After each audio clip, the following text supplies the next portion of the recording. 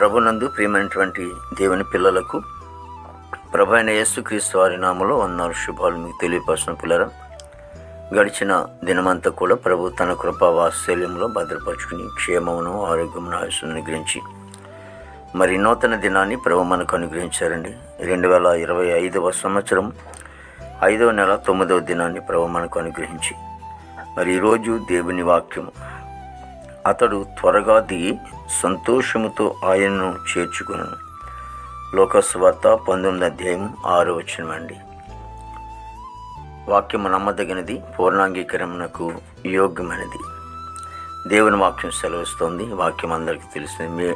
మరి జక్కయ్య అనే వ్యక్తి మరి యేసు ప్రభు వారిని చూడాలి అనుకున్నప్పుడు మరి యేసు ప్రభు వారు ఆయన వైపు చూసి మరి యేసు ప్రభు వారు అంటున్నారు, జక్కయ్య త్వరగా దిగురమంటున్నప్పుడు మరి అతడు త్వరగా దిగి సంతోషముతో ఆయనను చేర్చుకునేను అని రాయబడింది.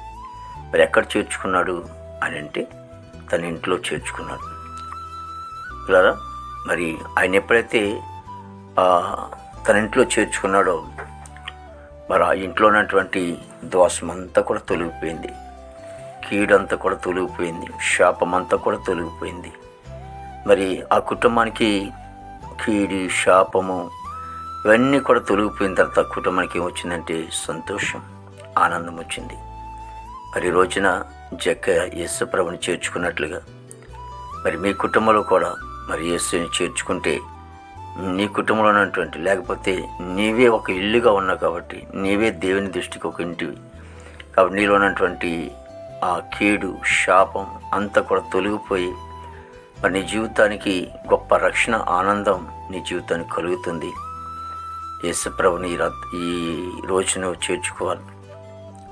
యేసుప్రభుని ఎప్పుడైతే చేర్చుకున్నావో నీ జీవితం, నీ బ్రతికంతా కూడా గొప్ప ఆనందము, సంతోషంగా మార్చబడుతుంది. మహాపరిశుద్ధుడ, ప్రేమగల తండ్రి, కృపలేసునికి స్తోత్రాలు, స్తుతులు చెల్లిస్తున్నాం ప్రభు. ప్రతి కుటుంబాన్ని కూడా దీవించండి, ఆస్వాదించండి. తండ్రికి స్తోత్రాలు ప్రభు. నాయన ప్రభు, నా భారతదేశాన్ని మీరు ఆశ్రయించండి, దీవించండి. నాయకులు, అధికారులు మంచి వంతు పండి, సరిహద్దులు సైనికులు మంచి వంతు పండి. అయ్యా తండ్రి, జరుగుతున్నటువంటి ప్రభావ మరి నేను ఆ యుద్ధంలో తండ్రి ప్రభావ సమాధానం దయచేయమని ప్రార్థించమని కొన్నాను.